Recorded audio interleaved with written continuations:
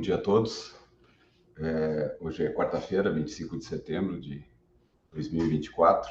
Estamos na 44ª semana, na 24ª semana científica do Hospital de Clínicas, né? E estamos numa mesa redonda que se chama Evidências Científicas para a Promoção da Vida Saudável na Adolescência. Vamos ser 3 pessoas hoje a fazer as apresentações.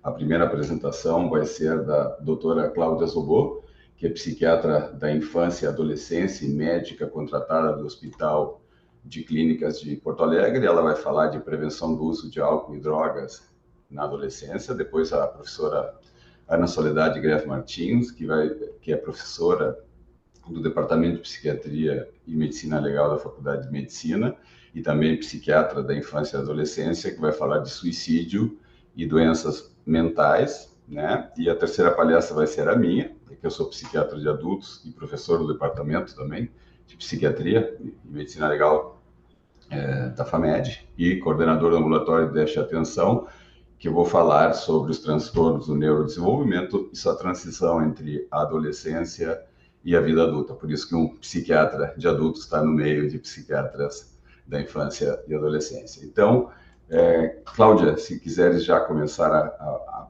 compartilhar a tua tela e começar a tua apresentação, teremos 25 minutos cada um, depois abriremos para as perguntas. Acho que foi, né? Tá. Quero agradecer o convite para estar aqui, né, conversando e com 2 colegas tão queridos. E a fala do Eugênio me lembra o que a gente brinca, às vezes, que nossos pacientes crescem, né? Crescem e... Então, essa visão, assim, da continuidade é bem importante mesmo e acho que faz todo sentido estar contemplada aqui, né, no espaço para adolescência.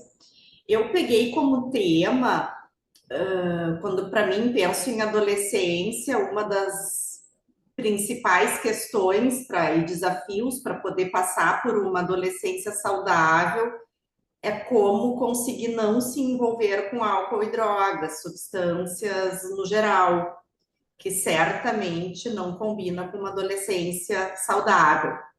Então, eu vou focar a minha apresentação nesse tópico. Um roteiro aqui da apresentação, vou revisar alguns conceitos de adolescência, algumas questões de adição, medidas preventivas, eu foquei mais nas primárias, né? Nós podemos conversar sobre outras e uma conclusão e integração. Bom, né? Por que uma adolescência sem drogas? Né? Se sabe que quanto mais cedo uma pessoa fizer uso de substância psicoativa, isso vale para bebida de álcool, nicotina, seja em cigarro fumado, ou seja em vaping, maconha, maior a chance de se tornar um adulto com uso problemático de substâncias psicoativas. Então, tem uma preocupação a médio e longo prazo com a exposição a substâncias de abuso e uma do momento, como numa intoxicação só, não precisa ser um uso continuado. Um episódio de intoxicação pode resultar em situações dramáticas, incluindo acidentes, situações que sabemos de abuso sexual, quando a pessoa perde a consciência, e questões mais a médio e longo prazo, né? Piora no rendimento escolar, evasão escolar, gravidez, DST, mas sempre lembrando que não precisa ser um uso continuado para ter algum risco. Pode fazer um primeiro surto psicótico quando faz uso de uma substância, e a intoxicação por si só, né, principalmente se não for num ambiente protegido, pode resultar em malefícios bem sérios, assim, que, né, as consequências emocionais e às vezes físicas perduram, assim, vida fora. Estava me lembrando, assim, de uma menina que teve uma situação de intoxicação alcoólica e realmente, assim, a menina apagou, né? e foi abusada por uns 3, 4 meninos. Nessa situação, contraiu uma série de DSTs, foi algo assim dramático, né? Então não é algo que termina com a intoxicação alcoólica, né? As consequências ali seguem para a vida. Tá? E também, como eu vou expor, a adolescência é um período onde se espera que o jovem faça uma série de aquisições, seja de capacidades interpessoais, cognitivas, para poder entrar na adultez com uma base mais sólida. Quando o adolescente fica muito envolvido em situações de substância, isso vai ter repercussões em que tipo de adulto vai ser, em que competências esse adulto está carregando consigo. Tá? Então, uma visão aqui, só lembrando, né? A vida é um eterno desenvolvimento, né? Cada idade, cada etapa da vida tem seus desafios, que em princípio tem alguma, né, concordância com a maturação cerebral, e os adolescentes, eles estão no estágio 5 ali do Erikson, né, naquela questão identidade versus confusão de papéis. Qual é o desafio para um adolescente? Se diferenciar, né, da sua família de origem, daquela criancinha que os pais moldavam e era mais ou menos um reflexo, né, só dos valores familiares, e se tornar uma pessoa com identidade própria. Né? Para isso, tem que ter bastante espaço não monitorizado, né, para busca de autonomia. Então, aí a gente já vai vendo aonde que se criam alguns terrenos propícios para substância de abuso, contestações, tudo isso é salutar e se espera que aconteça. Então, a gente vê que tem uma interface entre o que é esperado para um adolescente fazer em termos de diferenciação, com situações que talvez o deixem ali num namoro, né, com situações de substâncias de abuso. Em termos de cognição, aos pouquinhos se espera que esse adolescente vá passando para capacidade maior de abstração. Né? Ali na entrada da adolescência, ainda o pensamento é muito concreto, ainda é muito difícil pensar em situações abstratas. O próprio pensamento no futuro, consequências a médio e longo prazo, não tem tanta cognição para isso, né? Por isso que a gente retoma que medidas preventivas, principalmente no início da adolescência, tem que ser com questões muito imediatas e concretas, porque o cognitivo do adolescente não favorece que ele consiga vincular o que ele está fazendo agora com uma consequência para daqui 5, 10 anos. Mais tarde, ali ao longo da adolescência, isso passa a ser possível, mas no começo não. Então, já vou aí largando, né, uma situação que as campanhas preventivas, né, que focam em consequências a médio e longo prazo, para início de adolescência, elas não surtem muito efeito, por uma questão bem cognitiva. Eu coloquei esse slide aqui, mas antes eu só quero relembrar algo que não está no slide, que a adolescência, assim como é uma época de muitas risadas, de muitas descobertas, também é um momento de muitos lutos e sofrimentos, né? O adolescente está fazendo uma transição daquela segurança familiar, pensando-se, né, que tenha uma família protetiva, fica um tempo mais ali com um grupo de amigos ou, né, dos tempos atuais, amigos que por vezes podem ser apenas virtuais ou podem ser só redes sociais, que não é algo muito salutar, né, deixa margem para uma série de questões. Então, também é um período de muita solidão, muitos sentimentos de tristeza, muito sentimento de a que mundo eu pertenço, afinal, são transformações no corpo. Então, emocionalmente, um adolescente também tem as suas sensibilidades que favorecem que ele possa fazer um link, por vezes, com substâncias de abuso. Em termos de neurobiologia, nossa, não sei se vocês estão ouvindo as trovoadas.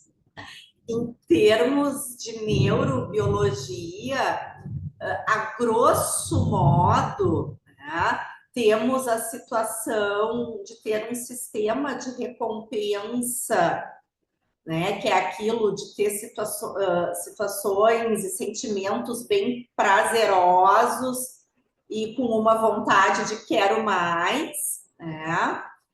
Já formado relativamente com configuração adulta e um lobo pré-frontal ainda em desenvolvimento, de forma que pensar em consequências, associar se eu fizer X vai acontecer Y, né? O famoso freio ainda não está devidamente desenvolvido. Então, a gente tem alguém que está com um cérebro ali querendo sensações, mas com dificuldade ainda de ver, discernir quais dessas experiências podem estar colocando em risco ou não.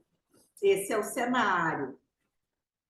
E ali, apesar de eu ter colocado mais substância de abuso, quando a gente fala em sistema de recompensa, não tem como fugir do sistema o assunto do momento, né, que é o das bets. Quem trabalha com adolescente sabe que cada vez mais a gente está com um adolescente nos joguinhos e apostando a dinheiro, e isso é sistema de recompensa, né? É uma adição também. Então, também tem um terreno propício para isso, porque no começo é altamente prazeroso. Então, a adição, apesar de diferentes drogas de abuso agirem em diferentes circuitos cerebrais, né? Um dos pilares é o sistema de recompensa, onde, como eu brinco, assim, os prazeres normais da vida, uma comida boa, uma atividade mais íntima, tá num show, né? Acaba sendo uma comparação, por vezes, desleal com o que as substâncias de abuso podem prover no sistema de recompensa. Elas dão um aumento, né, ali de dopamina, em geral, muito alto e rápido, que dá realmente uma sensação muito prazerosa. Um pouco diferente dos reforçadores de dia a dia.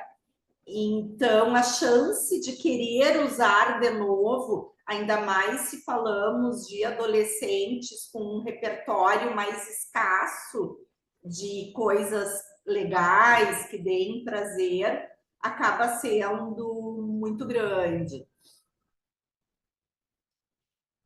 Então, né, a adição, né, onde um link aí com substância de abuso pode ser de várias formas, pode dar uma anestesiada em sofrimentos, como a gente viu, sofrimentos que são inerentes do processo de adolescência, pode de alguma forma melhorar a aceitação social, né, coloco entre aspas, pode ter um senso de autonomia por estar contrariando o esperado, tipo, os adultos querem que eu não faça não sei o que, mas se eu estou fazendo, então significa que eu estou sendo autônomo.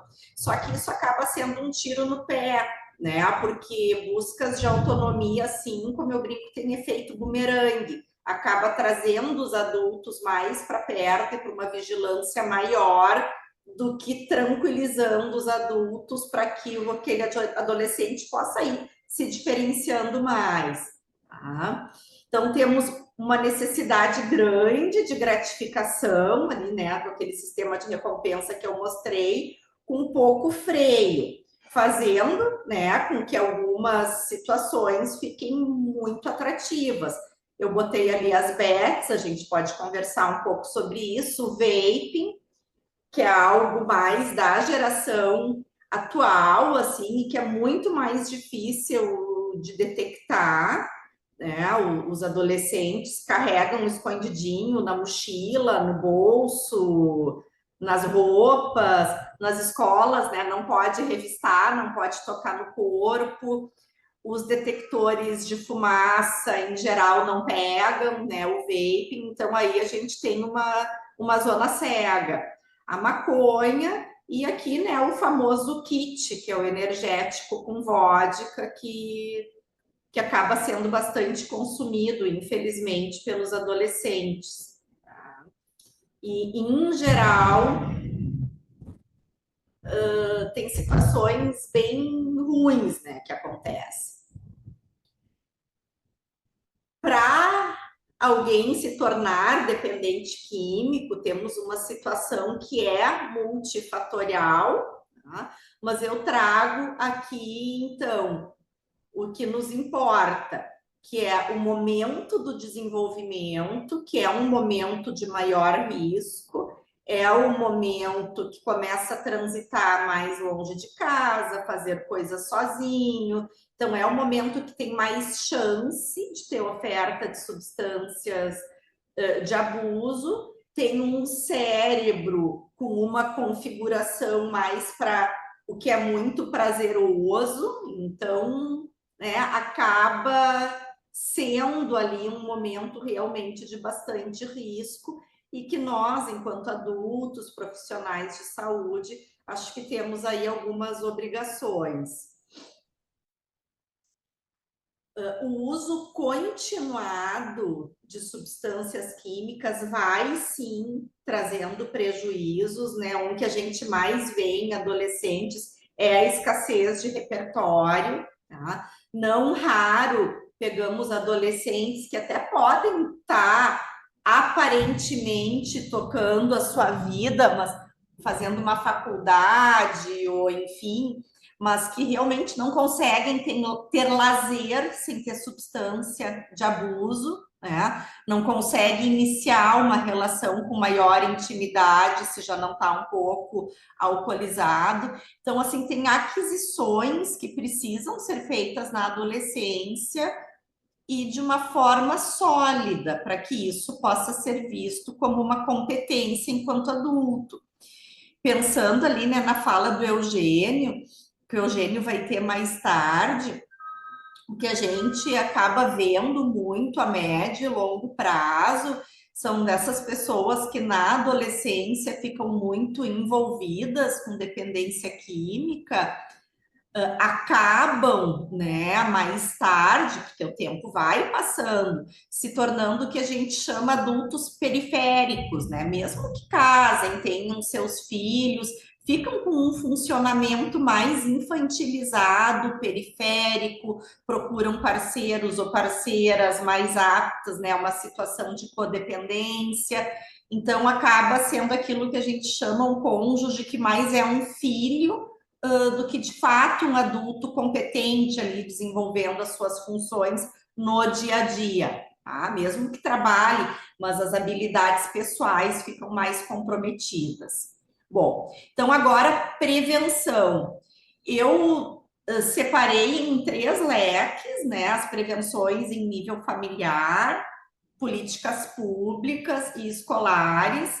O que tem evidência comprovada, né? Para a gente ir pensando. Aqui uma trajetória que vai nos ajudar a entender o porquê das prevenções que eu vou trazer. Essa não é a única trajetória, essa é a trajetória que diz respeito à presença de sintomas disruptivos, ou transtorno de conduta, ou atraso intelectual, relembrando da importância de conhecer certas comorbidades que estão muito associadas com dependência química lá adiante. Então, por exemplo, se eu recebo um paciente hoje com transtorno de conduta, eu preciso saber que o que vem pela frente na linha do tempo é dependência química e começar a fortalecer medidas preventivas. Né? A gente não pode ficar passivo esperando acontecer. Tá? Então, essa aqui é uma trajetória típica, assim, com 6 anos sintomas disruptivos, vamos supor, na escola, briga, bate, desrespeita professores, isso acaba culminando em rejeição por pares, punição por professores, às vezes suspensões da escola, a criança começa a se desvincular um pouco do ambiente acadêmico, porque é assim, né? Se a gente deixa de frequentar um ambiente por alguns dias, a volta sempre é mais difícil e com a gente mais desconectado do ambiente.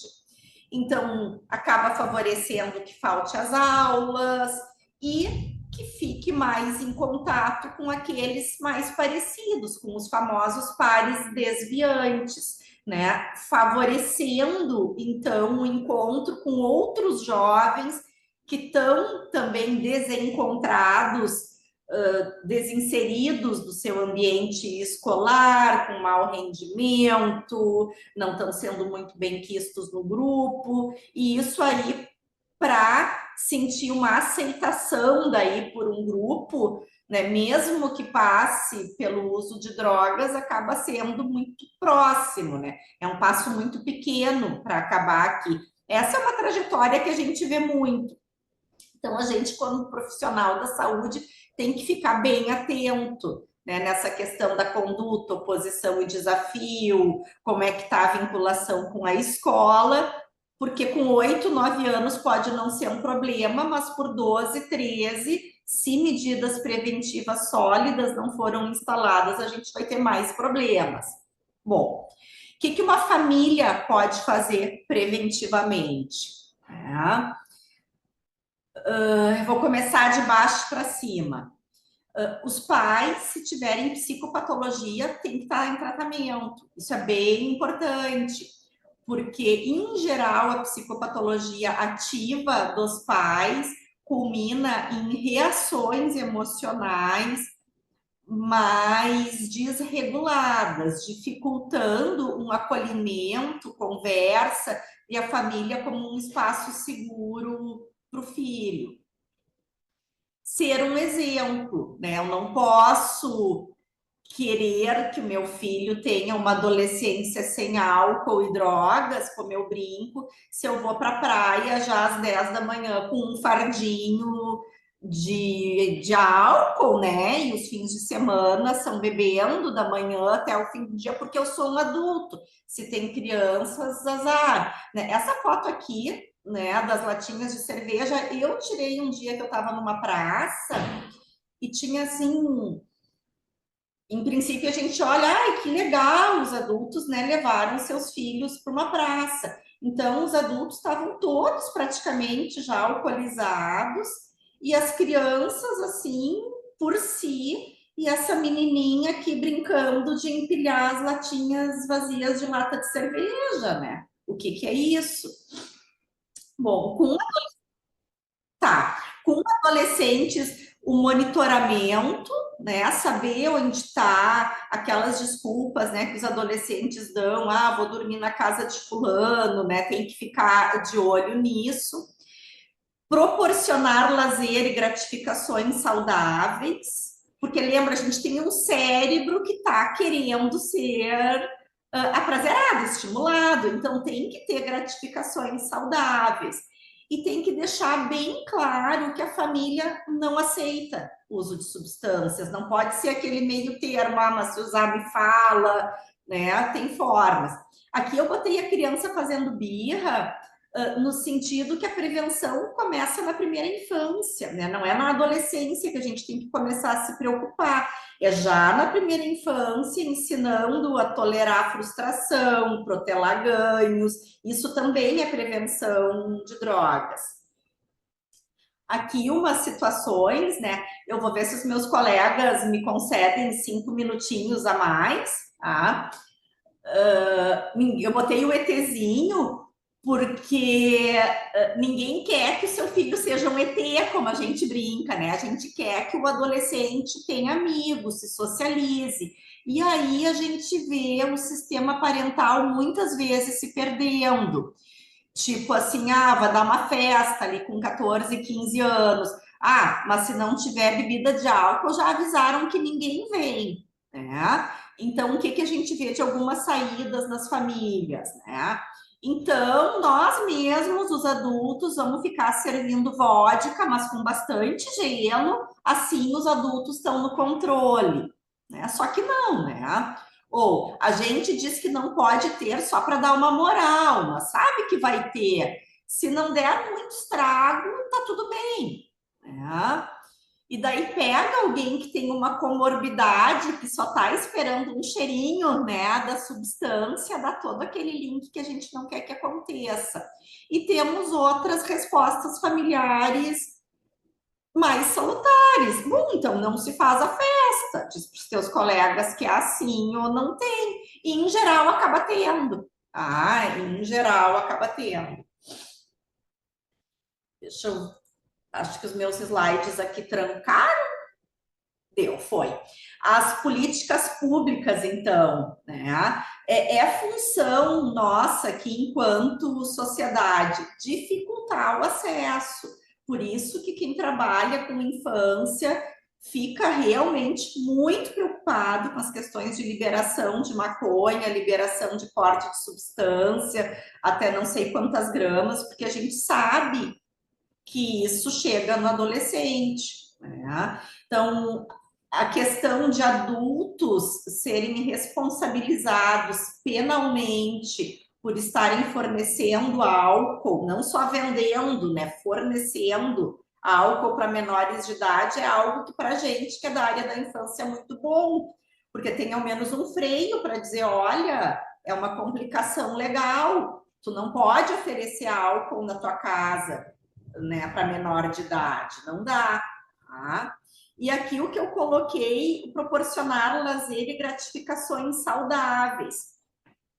O adolescente muitas vezes acaba bebendo nas resenhas ou usando substâncias, porque é a única coisa atrativa que tem para fazer.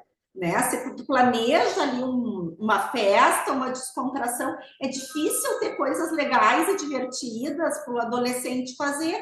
A saliência toda acaba ficando na substância de abuso, né? Então, eu coloquei aqui situações de skate, tem esportes, tem dança, enfim, tem várias outras coisas que dão gratificação e que podem satisfazer o sistema de recompensas. Não precisa ser só a substância de abuso, tá? Mas eu fico preocupada com essas organizações de festa para adolescente, isso em todas as classes sociais, onde não tem muita coisa para fazer. Já estou terminando. Escolas, né? Quero lembrar muito que uma palestra não tem o menor fundamento. Então, dizer que tem a escola um programa antidrogas, mas que esse programa é alguém ir lá uma vez por ano, pagar uma fortuna, essa pessoa vai lá e fala um monte de coisa, tá, já fiz a minha obrigação, isso e nada dá na mesma. Os programas que funcionam são a longo prazo, são monitorados e envolve vários níveis da escola. Capacitação permanente com professores e demais colaboradores, não só os profs, troca de experiência com outras escolas, como isso que as escolas atualmente estão se conversando, né? Que tipo de detector de fumaça eu tenho que ter para pegar vape dentro dos banheiros, né? Medicação, essa é outra coisa, com a enfermagem ou com a coordenação, não pode ser autorizado na escola, né, tá carregando seus comprimidinhos. Com os alunos, né, alguns pais às vezes acham que é perda de tempo não ter conteúdo, mas a escola também precisa dar satisfação, promover. Então, a questão de ter dia do pijama, dia do ridículo, gincanas, semana de esporte, isso é muito importante também em termos preventivos. Vincular o estudo e o conhecimento de drogas com as disciplinas que estão tendo, por exemplo, está aprendendo o sistema respiratório. Bom, vamos estudar o que o vaping faz no sistema respiratório, daí faz um link. Gratificações e premiações, né? O aluno deve perceber que a escola valoriza, além da nota, também quem obedece o código de conduta da escola. No Brasil, talvez esse é um assunto para a gente discutir, não se tem o hábito de screening de substâncias de abuso nas escolas, em alguns países tem.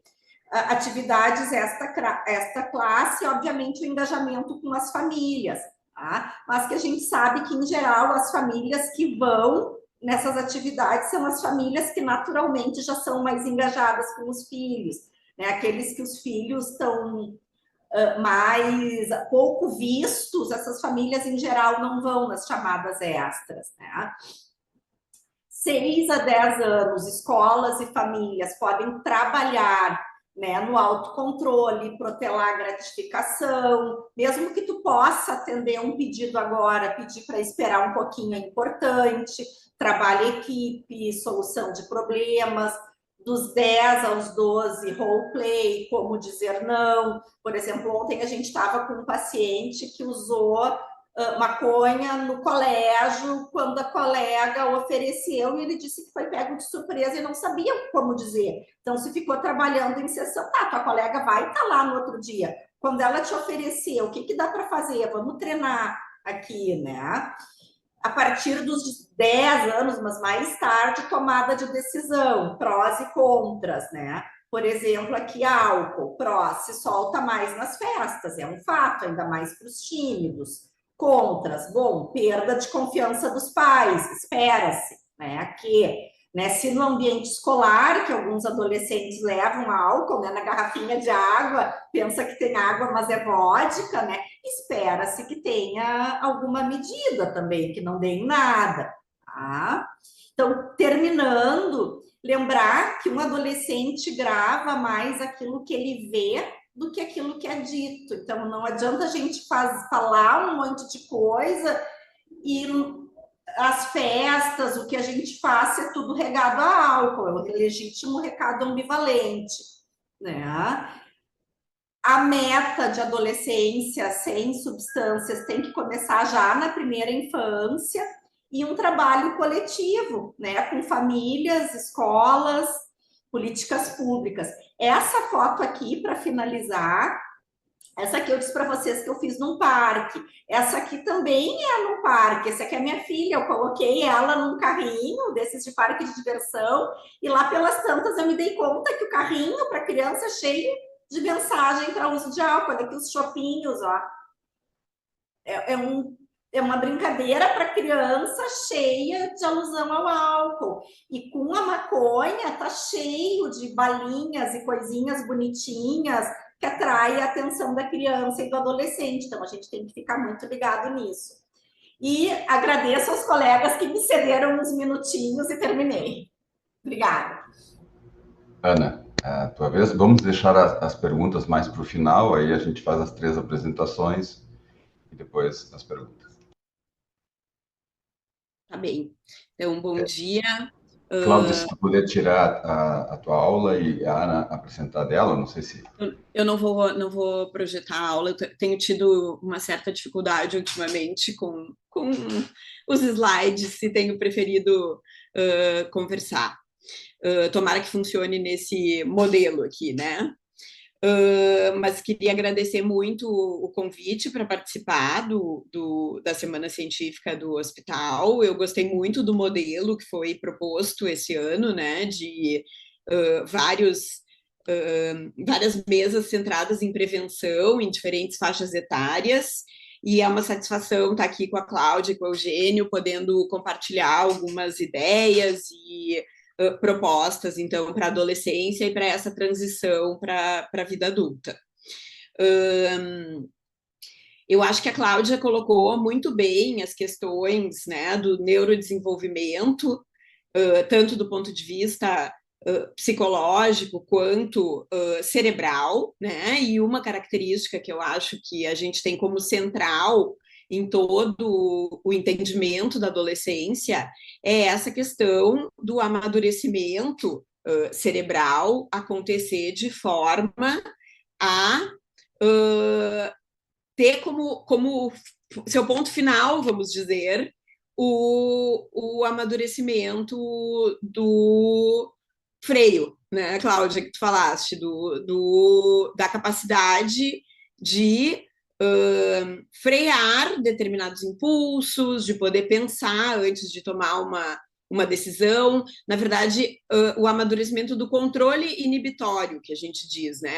A possibilidade de inibir impulsos, de inibir ações, de inibir atitudes que num microsegundo, a gente não tomaria. Então, é sempre importante a gente ter isso em mente quando a gente pensa em adolescência, porque realmente a exposição a riscos fica maior, né? A questão da impulsividade e da dificuldade de ter esse controle inibitório fica maior. Como a minha proposta é falar sobre a prevenção de transtornos mentais e de suicídio, vamos começar tendo uma ideia de qual é a magnitude desse problema.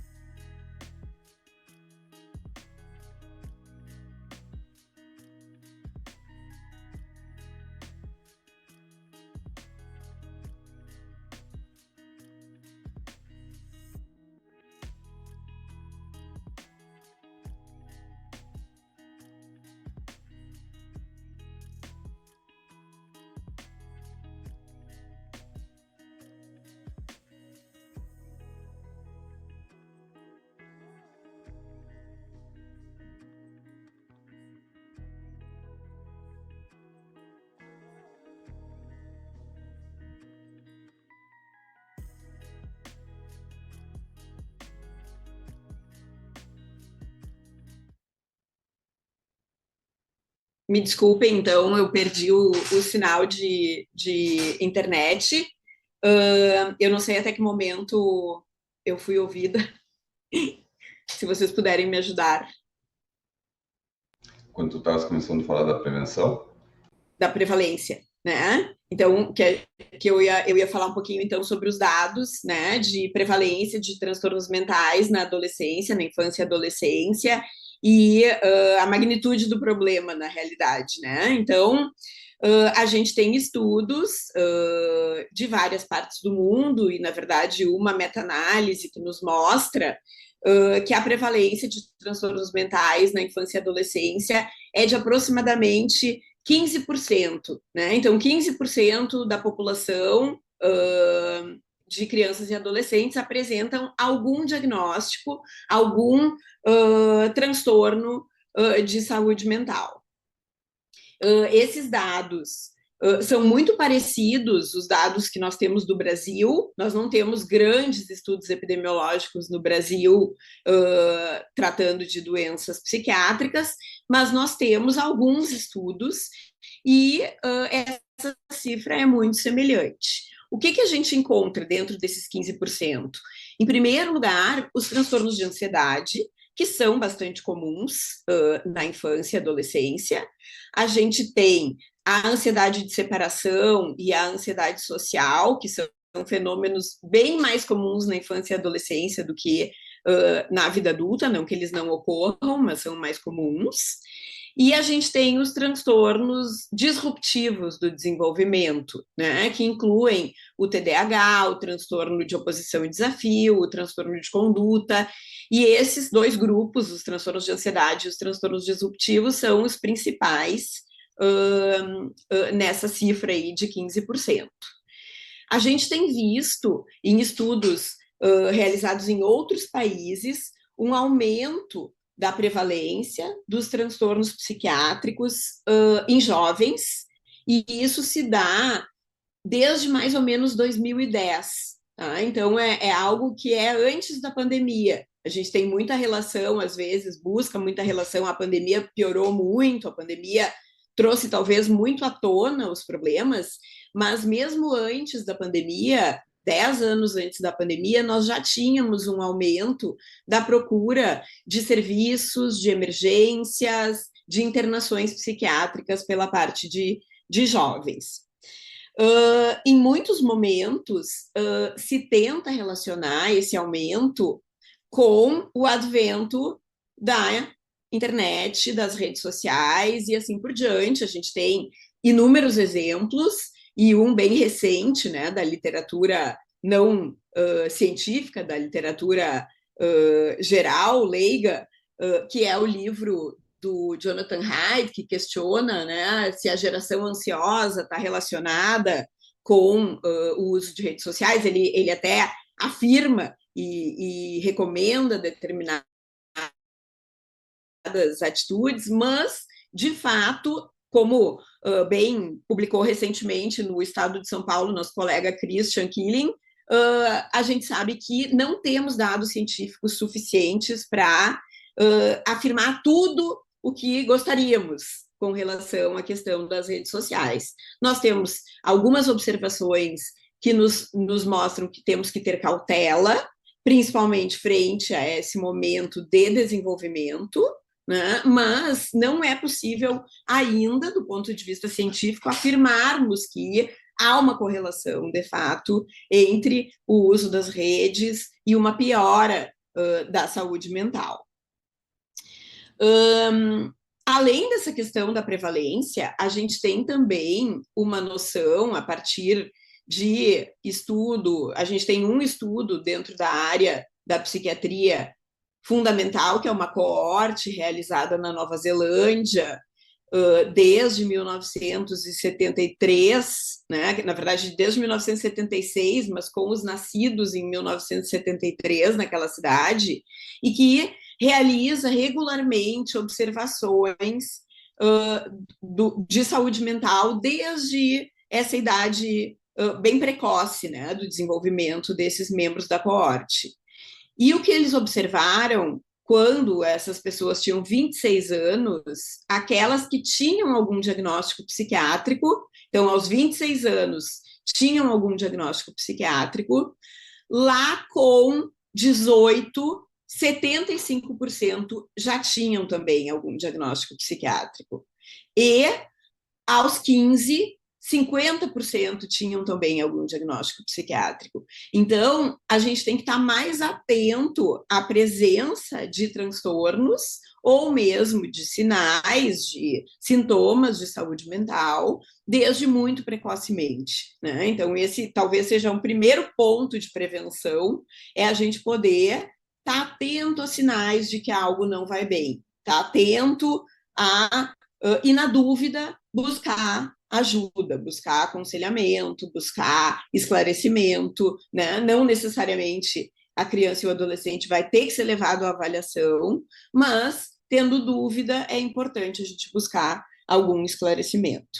Então, acho que essa o retrato dos transtornos de saúde mental, né, na infância e adolescência.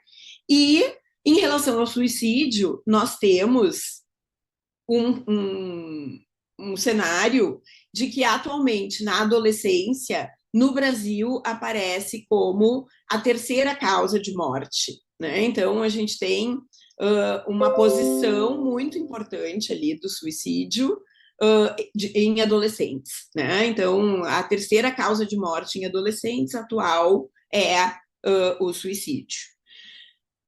Importante dizer que em 95% dos casos de suicídio, a gente vai ter a presença de um transtorno mental. Então,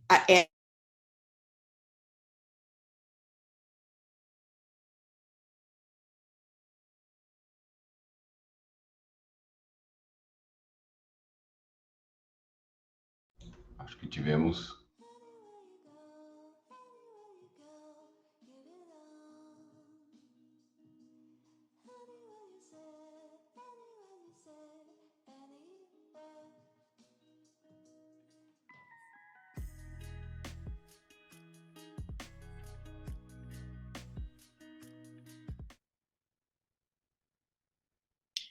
Desculpem, os trovões estão fazendo seu efeito.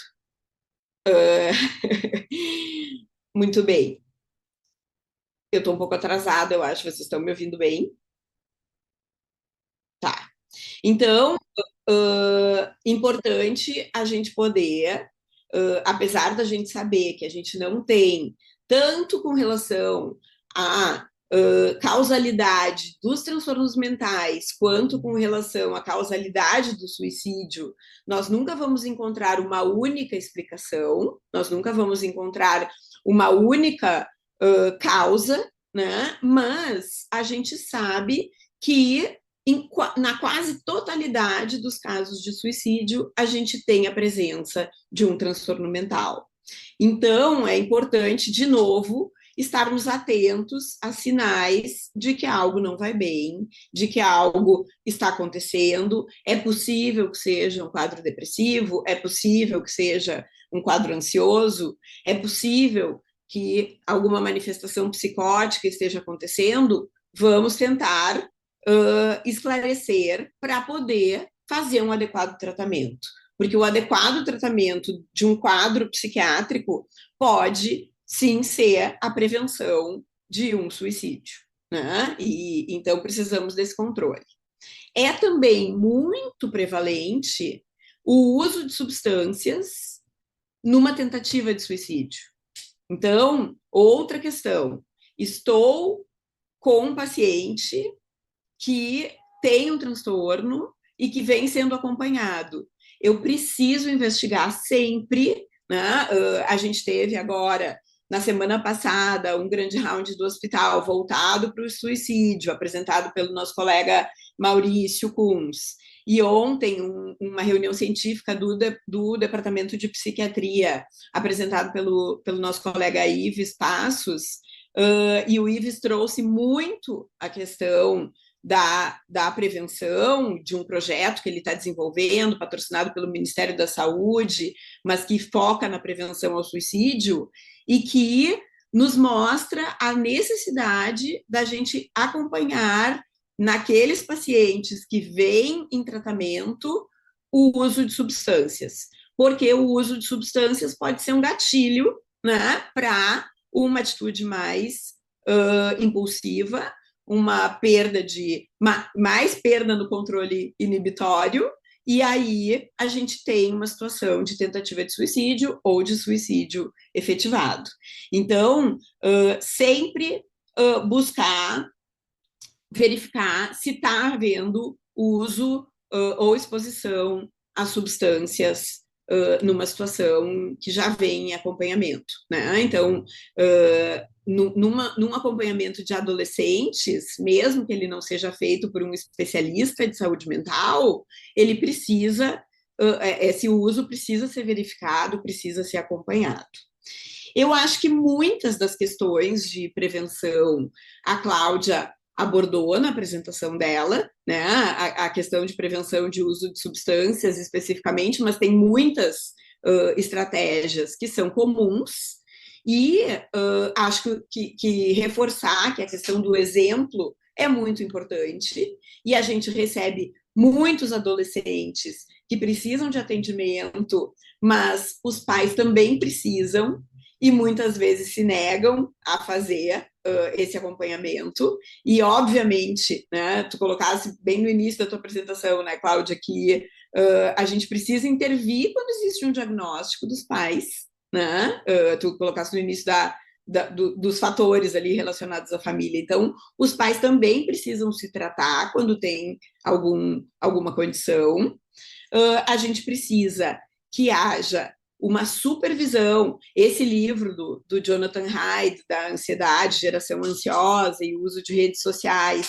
ele tem suas limitações nas colocações, porém ele traz muitos aspectos importantes, e um deles, ele chama atenção para o quanto as crianças estão tendo uma superproteção no ambiente físico, no ambiente real, e deixam de ser expostas a situações entre seus pares em que elas poderiam estar exercitando uma capacidade de tolerância, de regulação emocional, de questões que vão ajudá-las depois, nas outras etapas de sua vida, e, ao mesmo tempo, uma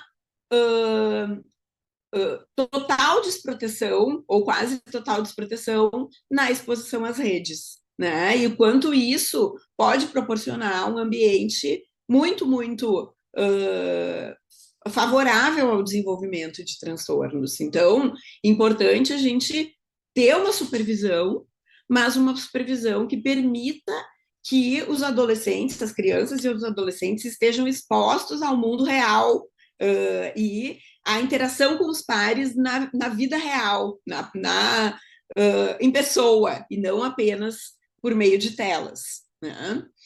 E uma outra questão que eu acho importante enfatizar, o professor Ives ontem mencionou que eles estão realizando uma meta-análise de fatores protetores para o suicídio, que é uma meta-análise inédita, não existe na literatura ainda, a gente poder agregar, então, os estudos e listar quais são aqueles que têm um embasamento científico que protegem com relação ao suicídio, e a atividade física aparece em vários momentos. Se a gente tiver a atividade física vinculada a um grupo, isso seria, então, ideal, né? A gente teria muito mais possibilidade de estar agindo em várias áreas de prevenção.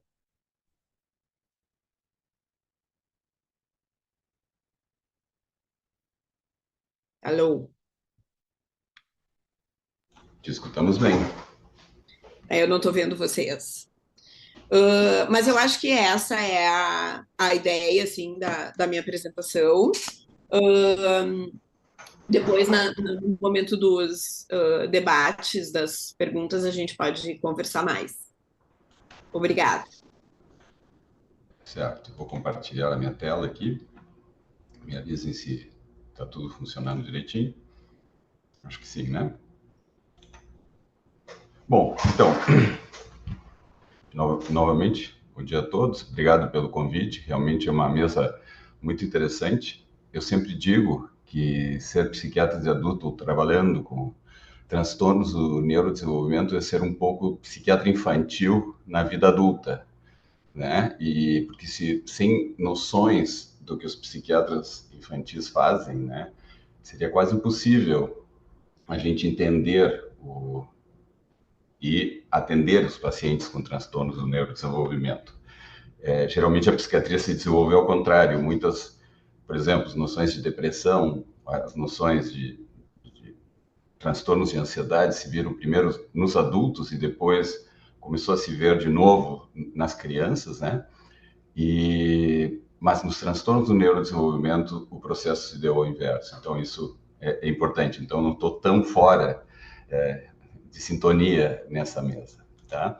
Bom, então aqui estão meus conflitos de interesse. Eu não tenho conflitos de interesse a declarar.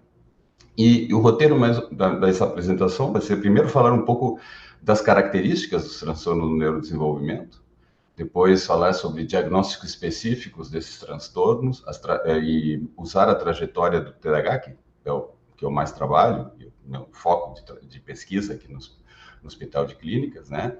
Como exemplo, falar um pouco de prognósticos e exemplos de apresentação adulta para mostrar para vocês como muitos desses transtornos que a Cláudia e a Ana falaram, como, por exemplo, os transtornos do neurodesenvolvimento, mas também os disruptivos e controles do impulso, continuam se manifestando na idade adulta, apesar de, no manual de diagnóstico, dizer que não é possível se fazer, por exemplo, o diagnóstico de oposição e desafio depois dos 18 anos, né? Ou de transtorno de conduta. Ou a pessoa tem um transtorno antissocial ou não pode ter transtorno de conduta. Hoje já está começando a aparecer uma ideia de que não, que esses transtornos se mantêm, basta perguntar para a pessoa, né, corretamente, e vocês vão encontrar. Então, isso é bastante importante. Bom, e o que são os transtornos do neurodesenvolvimento, né? São transtornos que começam precocemente, né? É um grupo que tem sintomas muito heterogêneos, inclusive não seriam, racionalmente, a gente não juntaria eles num grupo só, porque envolve sintomas muito diferentes, por exemplo, da coordenação motora e da atenção. Isso, a princípio, não parece algo muito linear de se fazer.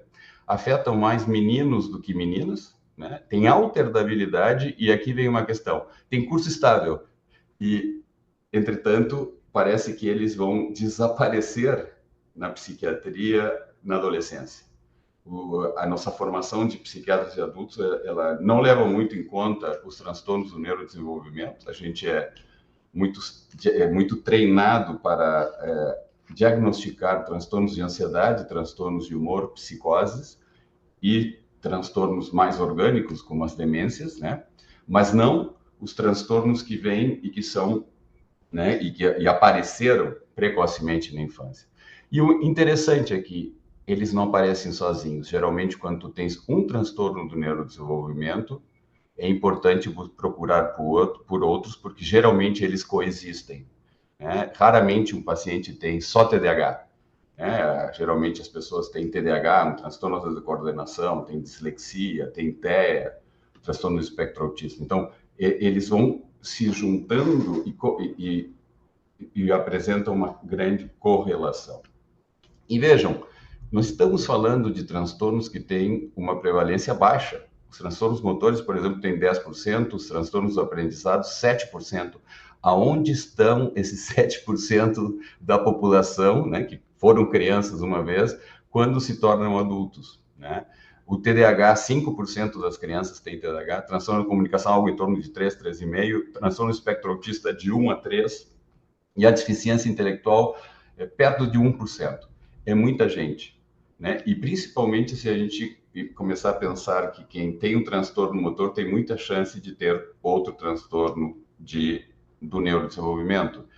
Começa a ser uma questão de entender as combinações que esses pacientes têm. É interessante que para um psiquiatra da infância e adolescência, né, elas devem estar pensando, mas sério, o dia a dia? Para nós, psiquiatras de adultos, não é o dia a dia. Quando a gente pensa em TDAH, o que a gente vai pensar na sequência? Será que ele tem depressão? Será que ele tem baixa autoestima? Mas não, será que ele tem um transtorno da coordenação? Ou um transtorno da linguagem? Ou teve um transtorno da linguagem? Então, e às vezes, se ele tem transtorno do espectro autista, são diagnósticos que, hoje em dia, eles são muito, muito comuns, né? Porque e muito falados, principalmente em short vídeos, TikToks, né? E assim por diante, Instagram. Mas há 20, 25 anos atrás, quando a gente começou os ambulatórios, ninguém pensava nesses transtornos e era difícil entender como eles se apresentavam clinicamente. Então, o nível é interessante essa curva do nível de suspeição agora que a gente está tendo. E como esses pacientes muitas vezes têm algumas vantagens, né? As pessoas que têm, por exemplo, transtorno espectro autista, eles estão procurando mais, ao se notarem com os sintomas, estão procurando mais detectarem esses transtornos do neurodesenvolvimento, e eu acho que isso é importante. Hoje está havendo uma própria transição, não somente eu estou falando de uma transição que é da infância, adolescência para a idade adulta, mas dentro da psiquiatria também há uma transição de os transtornos do neurodesenvolvimento chegaram, né? Fincaram sua bandeira, agora precisamos aprender a diagnosticar. Então, tanto a equipe médica como as pessoas, a população está começando a entender que esses transtornos são bem prevalentes e as prevalências permanecem muito perto da que eu estou mostrando ali. Por exemplo, o TDAH em adultos diminui um pouco porque a maturação cerebral faz com que as pessoas tenham um nível menor de desatenção na idade adulta e de hiperatividade, né? Mas essa prevalência é em torno de 3%. Então, é muita gente que realmente mantém o transtorno, né? E o interessante, aqui tem um estudo que mostra bem quando é que começam, né? Os transtornos do neurodesenvolvimento são os primeiros transtornos mentais que aparecem, junto com os transtornos de ansiedade, né? Como falaram mais a Ana Soledade, que falou dos transtornos que poderiam estar associados ao suicídio, né? Os transtornos de ansiedade, eles são muito prevalentes na infância, eles começam muito cedo, porque é um traço facilmente detectável, principalmente quando a criança vai ao colégio e muitas vezes ela tem medo de ficar lá e quer ficar com sua mãe. Então, rapidamente, esse traço ele é detectado. Junto com eles começam também os transtornos do neurodesenvolvimento a serem mais detectados. Se vocês podem ver aqui na segunda, né, eu acho que eu não consigo mostrar, mas o segundo gráfico mostra que o transtorno do espectro autista, que é o ASD, começa aos 9 anos a ser detectados e o TDAH até os 12, né? As fobias, que são quando a criança entra no colégio, elas são detectadas bem na primeira série, quando a criança leva um choque, né? Começou a vida adulta aos 8 anos, né? E então os medos surgem, né? Eles começam a ter que realmente desempenhar. Então é quando se entra na escola muitas vezes que os transtornos do neurodesenvolvimento são detectados. O interessante dos transtornos do neurodesenvolvimento, aqui vocês têm, nas barras azuis, vocês têm o nível de herdabilidade do traço na população. Não é hereditariedade. Depois eu vou explicar por que não me saem as palavras, porque eu digo 44. Né? Então, nas barras azuis, a gente tem a herdabilidade, que é o quão hereditário o quão genético é o traço na população. É uma média de herdabilidade, né? Então, vejam que os transtornos, a gente considera que quando começa a ter acima de 50%, quer dizer que os determinantes genéticos, eles são muito importantes, né, para a apresentação, depende menos do ambiente e mais da carga genética que a paciente tem, e no transtorno do neurodesenvolvimento, todos os transtornos estão acima de 60% de herdabilidade, o que é uma herdabilidade alta, podendo chegar a quase 90%, como nas deficiências intelectuais, né? Mas a gente tem transtornos como o TDAH, o próprio autismo, que tem assim, algo em torno de 70%, 80% de herdabilidade. Então, realmente, são muito genéticos, né? Tem um componente genético na sua base, e os aspectos mais ambientais, eles são menos importantes na produção desses transtornos na infância e na vida adulta. Tá? Aqui também mostra a coexistência, né? A bolinha a superior, a mais alta delas, mostra a correlação genética dos transtornos do neurodesenvolvimento. Tá? Deixa eu ver uma coisa se eu consigo... apontador laser, agora sim, acho que vocês estão vendo, né? O apontador, né? Aqui temos o TDAH e vejam a correlação, por exemplo, com os transtornos, com TEA, né? Aqui nesse canto aqui. E depois a gente também tem com os transtornos disruptivos. Quem tem transtornos, um TDAH, por exemplo, tem muita chance tanto de ter outros transtornos do neurodesenvolvimento e de ter transtornos disruptivos, porque eles compartilham etiologia genética comum. Né? Então, não é por acaso que eles começam. Eles, necessariamente, como eles têm uma série de genes que são incomuns para produzir, né, o quadro clínico final, eles passam a aparecer em conjunto. Por exemplo, vou dar um exemplo. Se sabe que a inteligência e o autismo de alto funcionamento, né, eles estão associados. Por quê? Porque tanto os genes da inteligência como os genes do autismo, eles são compartilhados. Então, é comum tu ter essas duas características, por exemplo, né, de gostar de padrões, quebra-cabeça, que é uma coisa que muitas vezes pessoas inteligentes têm e, ao mesmo tempo, pessoas com TEA. Então, as cartas, a genética de tudo isso são bastante compartilhados e é por isso da correlação. Né? E o interessante, E que poder tem essa questão de serem, né, mais prevalentes, afetando mais o sexo masculino? Esse é um estudo espanhol de crianças que estão na escola e que tiveram diagnóstico de transtornos do neurodesenvolvimento. E vejam, eu coloquei os transtornos aqui em cima, né, na tabela, e depois vocês têm a quantidade de meninos que têm o transtorno. Geralmente é o dobro. O dobro dos meninos tem os transtornos do neurodesenvolvimento. Ou seja, se a pessoa tem TDAH, a gente tem uma chance dobrada de que essa criança seja menina, principalmente na infância. Mas aqui ocorre uma coisa muito interessante. Enquanto os meninos são mais prevalentes, as meninas geralmente têm uma carga genética maior para ter o transtorno do neurodesenvolvimento. Por quê? Porque para ela romper, né, o limiar da doença, ela precisa ter uma carga maior, porque geralmente elas têm, não se sabe muito bem se é uma questão hormonal ou não, ainda não se entende bem por que isto, mas as meninas, para terem esses transtornos, realmente precisam ter uma carga genética um pouco maior. E afinal, por que é um grupo de transtornos com sintomas heterogêneos, mas que se correlacionam? Porque é muito simples. Quando a gente nasce totalmente dependente, a gente precisa começar a adquirir capacidades para enfrentar o dia a dia e, principalmente, para isso a gente precisa ter um crescimento muscular, físico, ter habilidade motora para usar nosso corpo, né? Adquirir a linguagem, né? Como vocês podem ver aqui. Cognitivamente, falamos de freios, aceleradores, né? Capacidade de movimentar nosso corpo no tempo e no espaço.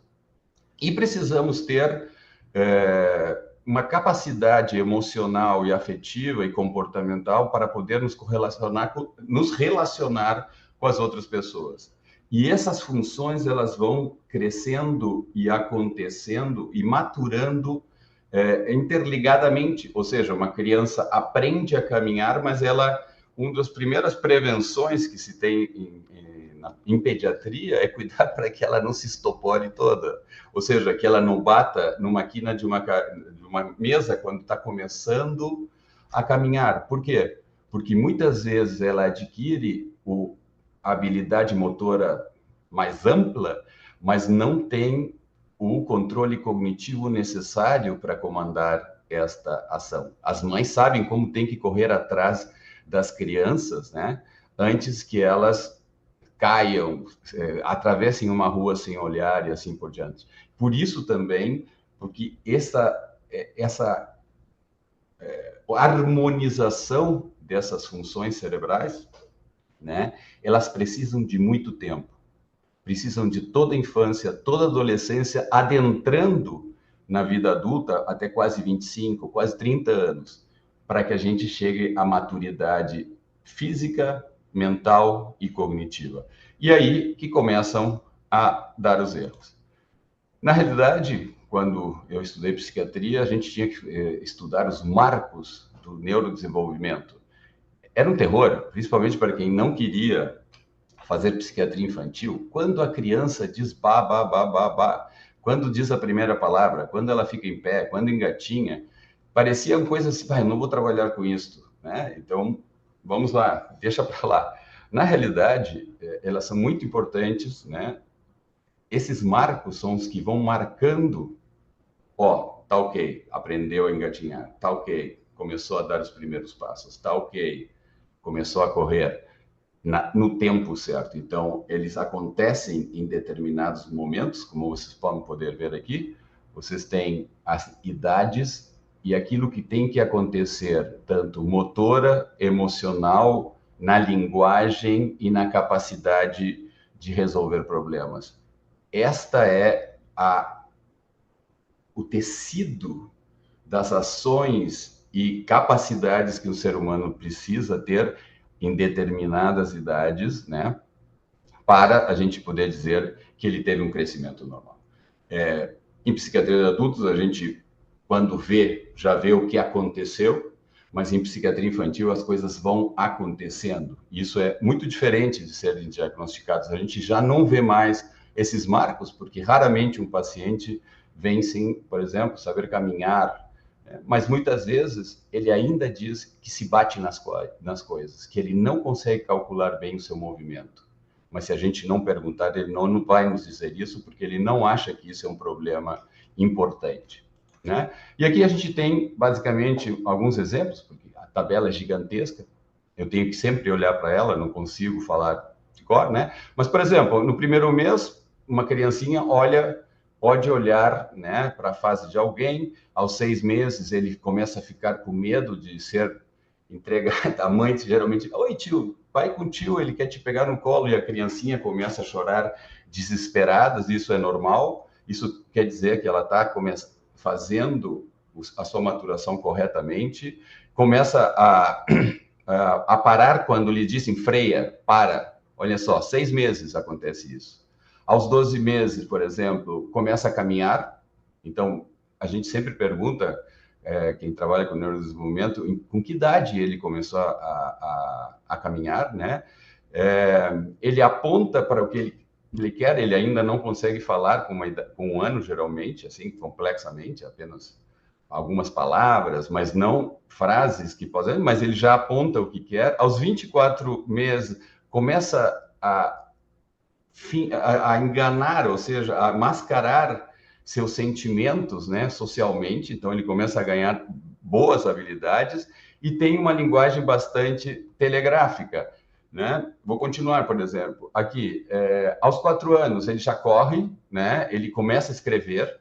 Vejam, aqui que começa a questão dos códigos, da gente poder transformar o que a gente pensa e fala em escrita, né? Aos 4 anos começam as primeiras noções, né? Tem seus amigos preferidos, já diz o nome das coisas, usa entre 300 e 1.000 palavras, né? E começa a usar analogias, começa a haver abstrações. Por exemplo, diz que o pai é um menino, que a mãe é uma menina. Então, começa a ter noções que vão para além da pessoa que ele está vendo, né, na frente. Ele começa a ter noções de ser. E aos 6 anos, né, isso já começa a entrar no colégio, né, terminando o jardim de infância, e, por exemplo, já começa a criar histórias, né? Distingue entre fantasia e realidade, descreve eventos em ordens. Então, vejam como vai havendo esse crescimento. E quando isso não acontece de forma homogênea, assim, gradativa e constante, a gente começa a ter os transtornos do neurodesenvolvimento, certo? Né? Então, aqui a gente tem, por exemplo, os transtornos do neurodesenvolvimento são a deficiência intelectual, é a dificuldade cognitiva geral, geralmente se vê cedo, né? Principalmente se ela é moderada a grave. Transtornos motores é essa capacidade, né, de movimentar, fazer, né, e o corpo através do espaço, mas também fazer tarefas, né, com a motricidade fina. Depois, transtornos de comunicação é a capacidade que temos de falar e de nos comunicar claramente, principalmente, depois eu vou ver. Transtorno do espectro autista, que é a nossa capacidade de termos relações sociais, né, afetivas, principalmente. TDAH, que é uma incapacidade de ter a atenção, e transtornos do aprendizado, né? Eu não vou entrar nos detalhes, né, mas como pode ver, os transtornos motores têm esses problemas nesses domínios, né, ou nesses marcos que são mais motores, né? Aqui eu queria falar um pouco, a linguagem, muitas vezes a gente vê que nossos pacientes estão falando de uma forma diferente, né? Às vezes com sons diferentes, eles gaguejam, e a gente não tem uma noção que isso é um sinal muito importante. Eles falam num tom muito elevado. Isso é muito importante porque é uma pista de que há um transtorno do neurodesenvolvimento, e quando a gente encontra um transtorno do neurodesenvolvimento, a gente tem que pensar que pode haver um segundo ou um terceiro. Então, pessoas que falam, né, de forma peculiar, com língua presa, né, gaguejam ao falar, truncam as suas frases, né? eles são importantes de serem vistos. Não vou entrar aqui na questão do TEA, tem essa questão mais da reciprocidade das relações, né? E eu queria, então, mostrar para vocês que quando os genes que causam, né, a carga genética que causa os transtornos do neurodesenvolvimento, como o TDAH ou o autismo, fazem com que estes marcos sejam temporalmente deslocados. Olha que interessante. Só vamos pegar aqui o primeiro quadradinho. Pessoas que têm uma carga genética elevada para TDAH, eles tendem a caminhar antes. Só que a capacidade cognitiva para controlar esse movimento está profundamente diminuída quando acontece. E por isso que as crianças são um inferno de hiperativas. E as mães saem correndo atrás deles na churrascaria. Isto é porque eles têm uma capacidade motora tremenda, né? Mas eles têm um controle cognitivo péssimo ainda. Por quê? Porque a carga genética do TDAH faz com que haja um deslocamento da parte motora, acontece antes, enquanto que esse controle cognitivo acontece depois. Então, e no autismo acontece o contrário. Às vezes as crianças falam, caminham e se locomovem muito depois do que a média, né? Mas a parte cognitiva, muitas vezes, ela já é muito avantajada antes mesmo dele poder caminhar tranquilamente. Então, há umas certas discrepâncias nesse sentido, e isso é determinado pela carga genética.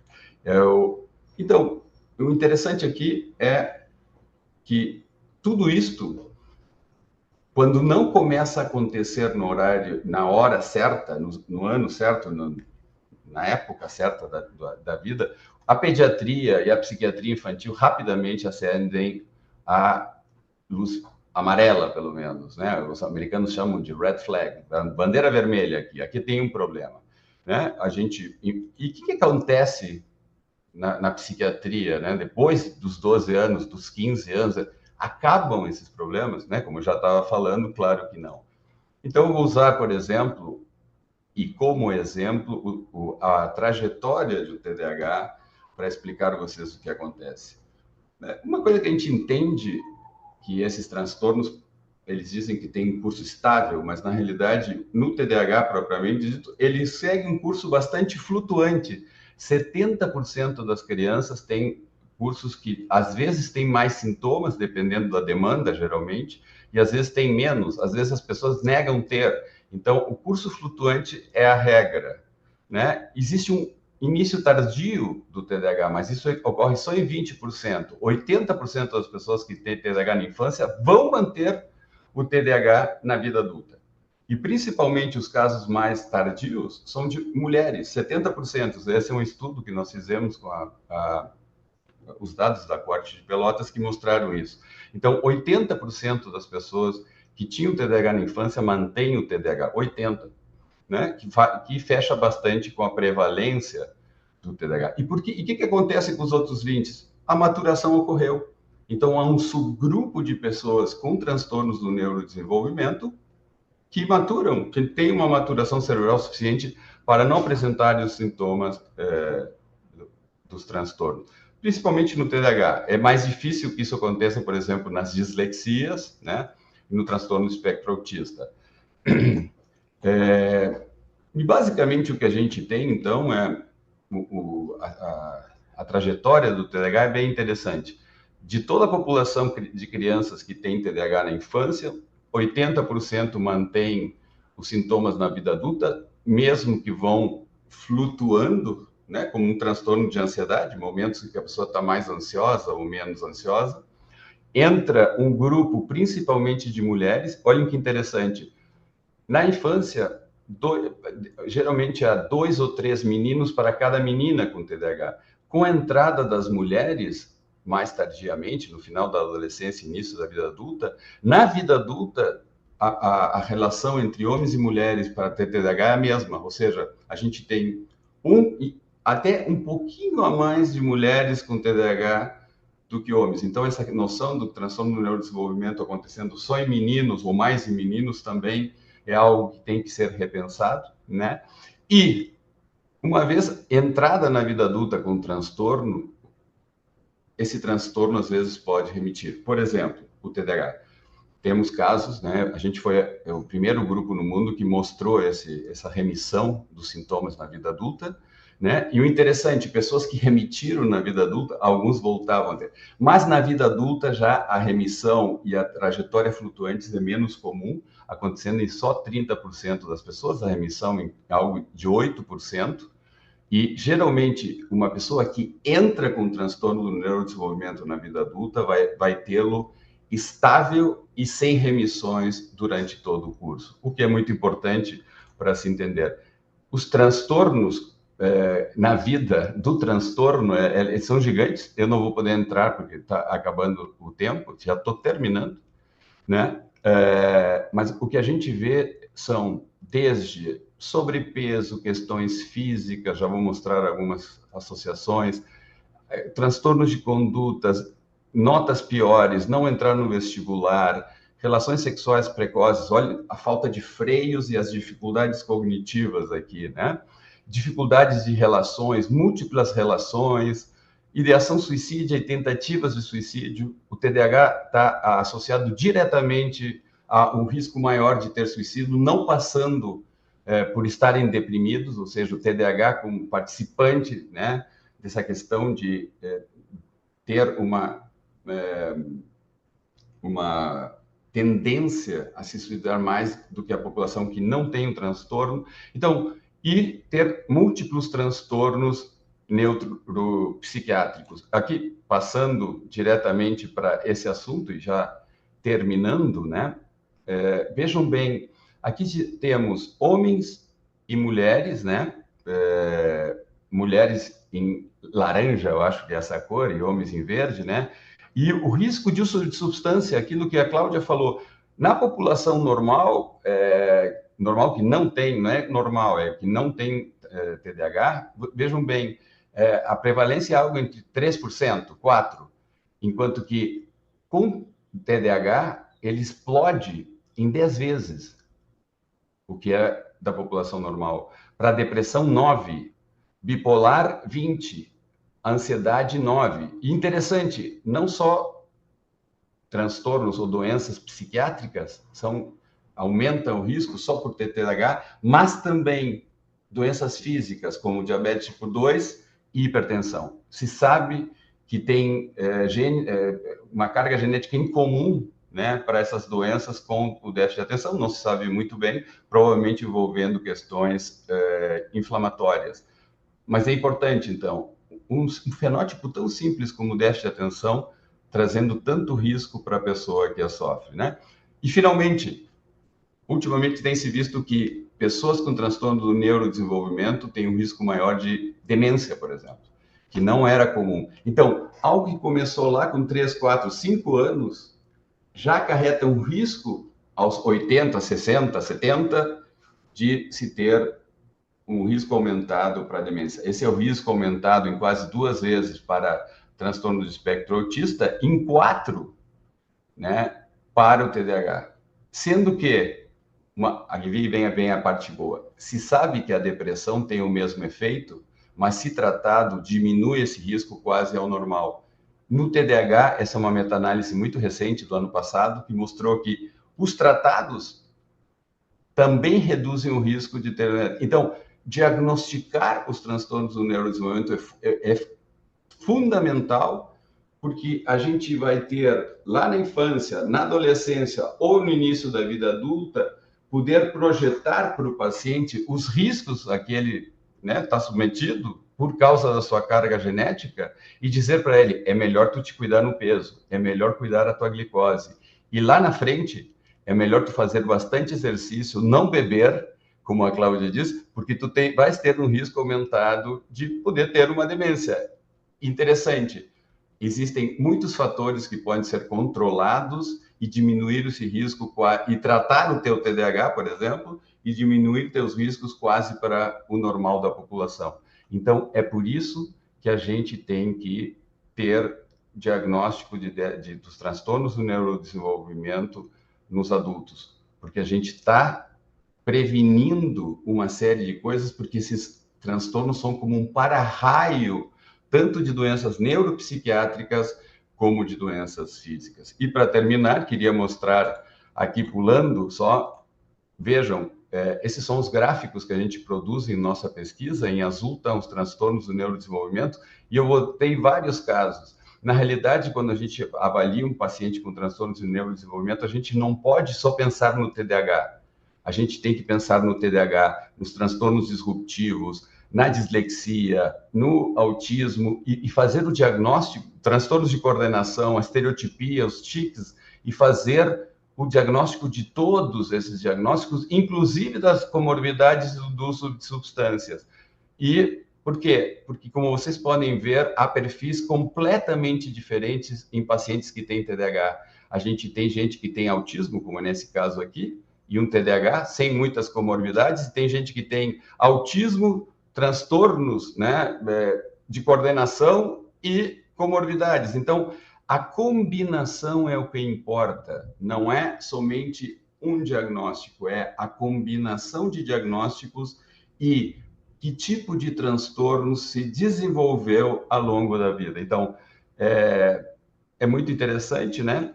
Eu queria agradecer a coordenação e também queria agradecer nosso grupo, né? Que é um grupo que começou bem pequenininho, um trabalho de amigos como um hobby, e hoje se tornou um trabalho que se chama Rede TDAH Brasil, que junta pessoas aqui da URGS, do Departamento de Psiquiatria, de Genética, da UFPA, né, também da Unifesp, da USP, né, e da Biomedicina da USP também. Então, somos mais de 60 pessoas trabalhando em múltiplos ambulatórios para tentar entender esse quebra-cabeça do transtornos do neurodesenvolvimento adulto. Muito obrigado.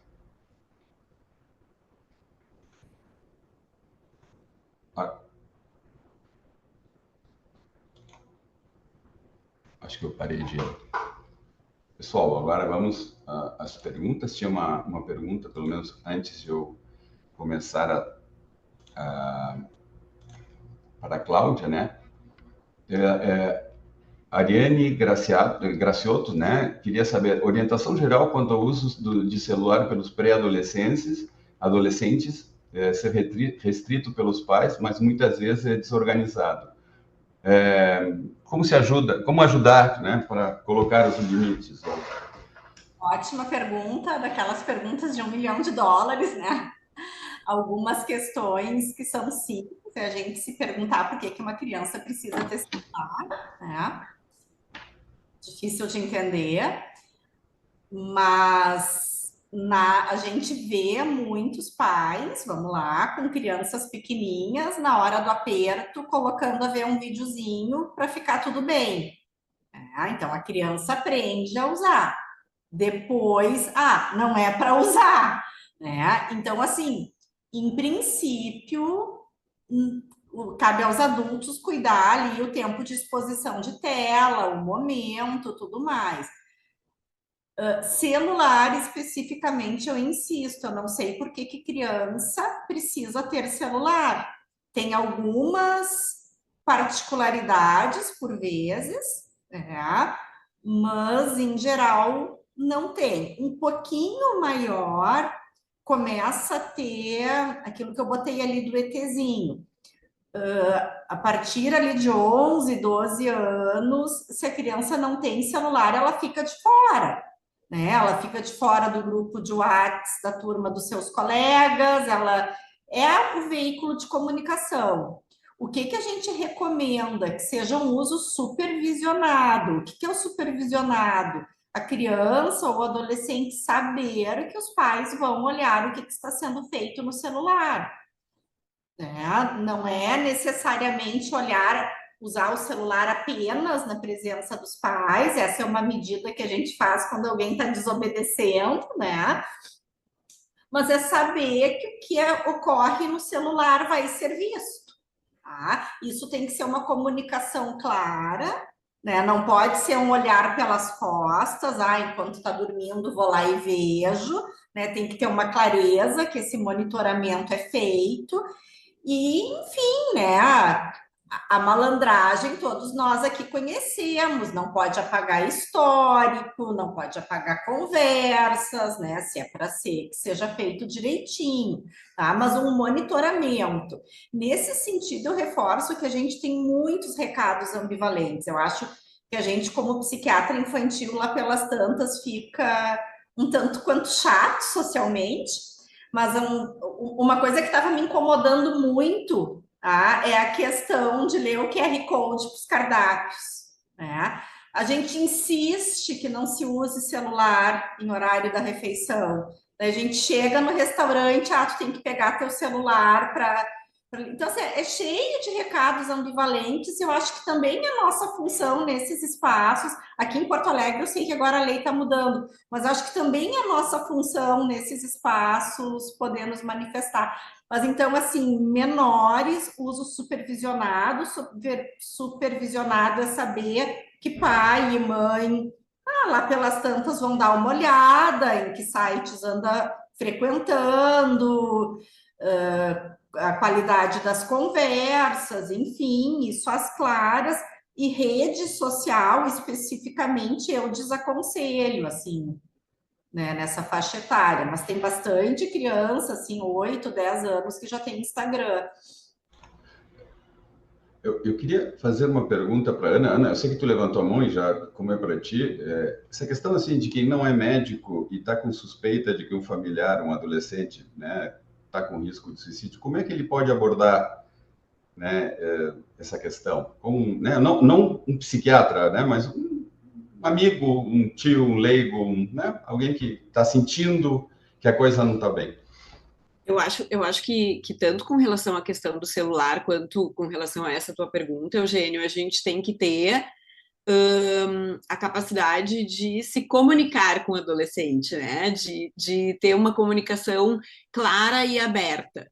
Então, com relação ao celular, o que eu penso? A gente tem que ter combinações, assim como a gente tem combinações com relação a coisas que acontecem no dia a dia, no mundo real, vamos dizer. Então, se a combinação é que tu vai na festa e tu vai voltar à meia-noite e o adolescente não dá sinal e volta às 2 da manhã, tem que haver uma consequência na próxima saída, né?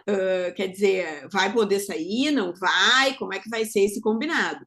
E com relação ao celular, é a mesma coisa. Então, assim, se ele está tendo a capacidade de respeitar os horários combinados, de respeitar o uso combinado com os pais, ele pode ficar com o celular. Se ele não está tendo essa capacidade, pensando num adolescente, né, que já tem o seu aparelho e que talvez tenha alguma autonomia, se ele não consegue cumprir esse combinado, ele não pode ficar com o celular, né? Às vezes essa combinação chega a acontecer de uma forma clara. Eu estou lembrando de uma paciente que ela se queixava muito de dificuldade para dormir.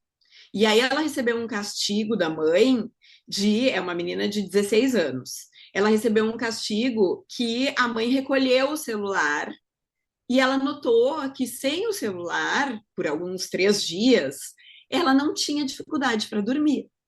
E aí eu mostrei para ela, e a gente conversou, ela própria tinha se dado conta, de que se ela desligasse a tela mais cedo, de que se ela ficasse sem contato com o celular a partir de um determinado horário, ela ia conseguir dormir melhor. E eu perguntei para ela, e tu acha que tu consegue fazer isso sozinha? Ou tu precisa entregar o celular para tua mãe nesse horário? E ela própria disse, eu preciso entregar o celular para minha mãe. Né? Ela viu que sozinha ela não ia desligar o celular na hora que faria bem para o sono dela. Mas, então, essas combinações e essa comunicação precisa ser clara. Com relação ao suicídio, da mesma forma, eu acho que precisa ter uma capacidade de conversar sobre o que está acontecendo e de abordar de uma forma não julgando, né? Não colocando um rótulo no adolescente, mas tentando entender o que está acontecendo e se existe um risco, né? Normalmente, eu acho que a forma como a gente aborda com os pacientes, ela é útil para todos. Quer dizer assim, a gente começa verificando se existe um desejo de morte, né? E que não necessariamente seja algo auto-infligido, mas existe. Eu tô vendo que tu não tá bem. Será que em alguns momentos não te passa pela cabeça a ideia de que morrer seja uma solução, né? Então, acho que é um jeito de ir chegando no problema e, claro, talvez para um leigo, né, para um familiar que está conversando com um adolescente, ter essa ideia de que, bem, ele está vendo a morte como uma solução, já é uma pista de que precisa se buscar ajuda, né? Talvez nem precise entrar em mais detalhes, mas buscar ajuda a partir dessa constatação. Não sei se faz sentido para vocês e o que vocês diriam. Não, muito sentido. Olha só, passamos 5 minutos, mas tivemos vários problemas técnicos, então quer dizer que conseguimos fazer as 3 apresentações, né, com temas variados e amplos, e acho que passamos bastante informação, acho que chegamos no final, então, dessa mesa, né, e queria agradecer a todos. Se quisessem dar as últimas palavras, eu queria agradecer a coordenação pelo convite e acho que a mesa realmente foi muito, muito interessante, principalmente para mim, que eu sempre aprendo algo a mais de psiquiatria infantil que eu preciso usar com meus pacientes depois. Obrigado, Gurias. Obrigada.